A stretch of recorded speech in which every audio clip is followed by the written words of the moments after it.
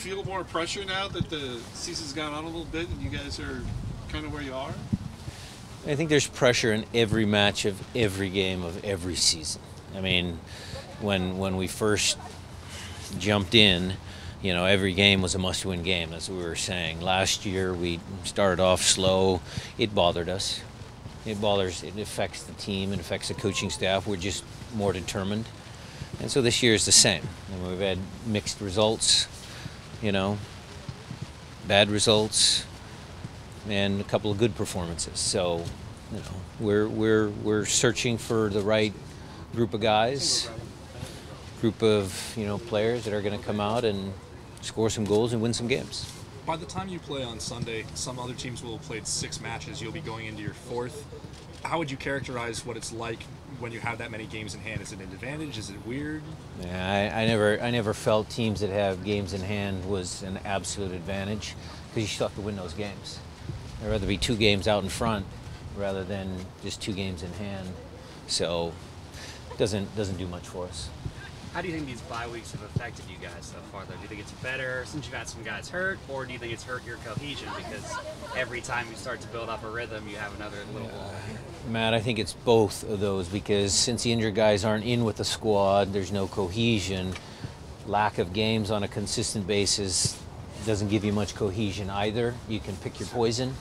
It's been a little bit of a dysfunctional start to our year. So when the guys come back, when we start playing games every Saturday, then we'll try and find our cohesion.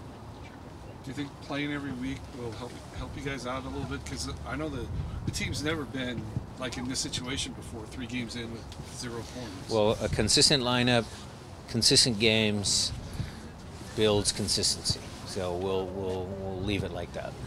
Kansas City's had a kind of a reputation as a more defensive-oriented team in the past, and this year I think they're 2nd in the league in goals. What have you seen from their attack that's kind of allowed them to take that step this year? Well, Gutierrez, their wing play, they've added some good, talented players.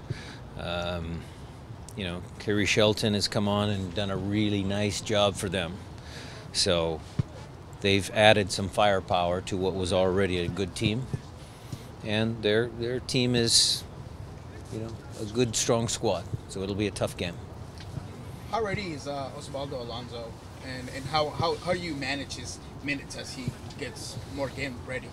Well, that'll be the challenge, because I can't say, okay, he's going to play 30 minutes this game, 45, 60, like you would do in preseason. Games, won or lost, is going to dictate how we use him. So it'll be on a game-by-game basis, but obviously I want him involved as soon as I can for as long as he can. Clearly a good pro and a half, but what about Gustav Svensson, and what will be his role once Ozzie is completely ready to go? Well, that'll be an interesting coach's choice. You might have both of them on the field. You might have one or the other. Where does Christian move to? Does Nico come back there? I mean, there's lots of choices in that midfield.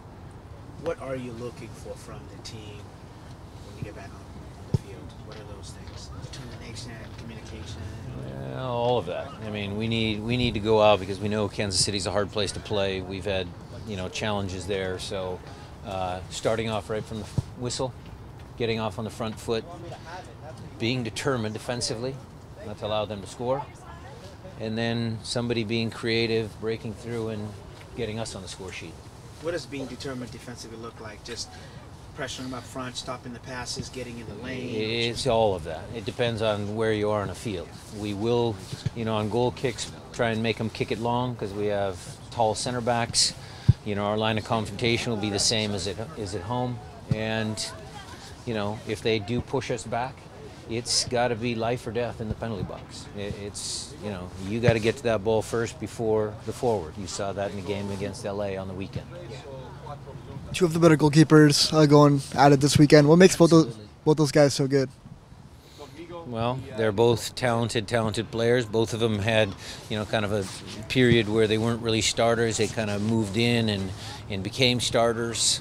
I think a little bit of adversity has helped both of those guys. They're both very, very good.